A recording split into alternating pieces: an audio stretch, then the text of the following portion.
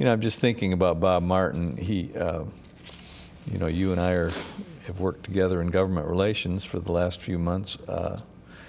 Seems like he put all the pieces together in terms of government relations. You have to know the right people, you have to know the process, and then you have to know how to put all that all together, and he was able to do that. When you were here in the early 60s, I guess there were buildings going up everywhere you looked. Dormitories. It was like going to school in a construction site.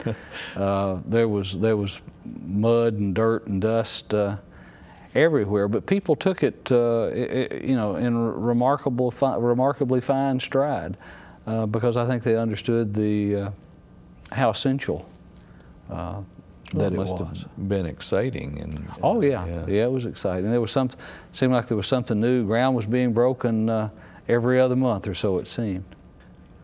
Let's talk a little bit about the next president after Dr. Martin, President J.C. Powell, who, as they say, had a real tough act to follow, but I think did very, very well. What are some of the things you remember about Dr. Powell? Well, J.C. was a gentleman and had a real deep and abiding love for this place, and he wanted to, he talked about the age of maturity, that Eastern had gone through this extremely rapid growth spurt, not unlike adolescents go through. So, J.C. saw his job as taking the institution into its adulthood, if you will. I guess the saddest thing about J.C.'s situation, his father had been a college president. His father was the president of Campbellsville, and worked well into his 70s, and retired, and then didn't live very long. And J.C. would often made the comment that he didn't intend to let that happen to him. So J.C. retired at 62, and became ill very soon after he retired, and I don't think he made it to 64. Yeah, I think it was less than 2 years, because he moved into my neighborhood after he retired, and I was looking forward to going and visiting with him often, and just didn't have very many opportunities to do that. Of course, my favorite J.C. Powell story is the one that I heard him tell a couple times, so I don't have any reason to believe that this is apocryphal. I think this is the truth. When J.C.'s mother was from Harriman, Tennessee, and their family, J.C.'s family, lived, I don't know if they were still in Harrodsburg, where his father had served as school superintendent, or if they'd already moved to Campbellsville. I think maybe they were still in Harrodsburg, because he graduated from high school in Harrodsburg, so I'm sure they were still in Harrodsburg. But J.C.'s mother was visiting her folks in Harriman, Tennessee when J.C. was born. And he told the story that his parents had decided that if he were a boy, which as he was, that they would name him William Edward Powell. So when J.C.'s mother and the new baby come back to Kentucky, his paternal grandmother was living with them, and she had made the comment somewhere along the line that, "I'm sure you've named this boy the only proper way to name a firstborn son, and that's with his father's first name, which was Julius, and his mother's maiden name as a middle name, which was Cherry." So they said, "Yes, that we've named him Julius Cherry Powell." The woman was in ill health. They expected her to die at any moment, and she lived until J.C. was a junior in high school. So when he graduated from high school in 1944, I think it was, he wanted to join the military, as a lot of young men were doing at that time. Most young men right out of high school were doing at that time. So he sent off to Tennessee for his birth certificate. And the notification comes back, there was no Julius Cherry Powell born in Harriman, Tennessee in that year. And at that point, J.C.'s mother says, "Oh, there's something we need to tell you." So he had been known as JC all of his life, you know, while that grandmother was still living. And so rather than take the name that was on his birth certificate, he went to the courthouse and paid whatever the modest fee was. I think it was $1 or less at the time, and had his name legally changed from William Edward Powell to Julius Cherry Powell, which he had been called his entire life. So that's the story about how William Edward Powell almost became the 7th president of Eastern Kentucky University.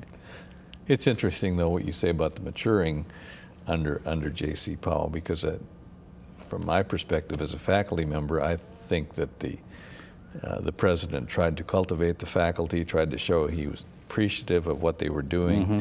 He put more emphasis on the faculty senate and treated it with a lot more respect. And I think he was really very much appreciated by the faculty. And there was always kind of a love-hate relationship between the faculty and Dr. Martin. You know, a lot of complaining about him, and then a begrudging respect for what kind of person he was. If he hadn't been right so often, it would have been worse, wouldn't it? That's right. That's right. But I think you're exactly right about JC. If you want to trace the real birth of shared governance in a contemporary sense at Eastern, you would take it. I think shared governance was born on this campus when J.C. Powell was president, because he changed the nature. He began the changing of the nature of the faculty senate. Of course, it was always called faculty senate, but at that particular time, it was really would have been more accurately called a university senate, because of the way it was comprised, with every vice president a member, with every dean a member. As executive assistant to the president, I was a member there for a while. So JC began the process of changing the nature of that body from university senate to faculty senate, and he reduced the number of administrators on it. And that's not, you know, there were still, though, more administrators on the faculty senate than there are today. But he started that process, and I really think we can trace the lineage of shared governance at Eastern back to J.C. Powell. And what is your other favorite quote about J.C.? Well, J.C. was very philosophical. I mean, J.C. was often heard to say, "Everybody's got to believe in something. I believe I'll have a drink." Yeah, I wanted to make sure we got that in here. Well, then we came to Hanley Funderburk, who was EKU president for a long time, 1985 until 1998. I think most people agree he was an effective leader. Why were some of the reasons that he was effective? He was, I don't know as I would put Hanley right there with Bob Martin, but Hanley was very politically astute. He was the first Eastern president who really understood development and private fundraising. And he did a lot to strengthen the EKU Foundation and really set the stage for some of the fundraising efforts that are going on now. And he and Don Feltner worked together hand in glove through those years. He had to deal with a series of budget cuts as well, and I always thought that he handled those in a very even-handed and measured manner. I think one of the great legacies that he left for this campus was he's the one who really got us focused on the extended campus in a much more significant way than we ever had before. So the extended campus, the campuses that we have at Manchester and Danville and Corbin, those were begun while Hanley was here. And that went back to his experience in Alabama, I guess. Yes, I think that's you know, and you could see, you know, we're all a product of our experiences, and you could see that land grant extension and outreach mindset in Hanley's work.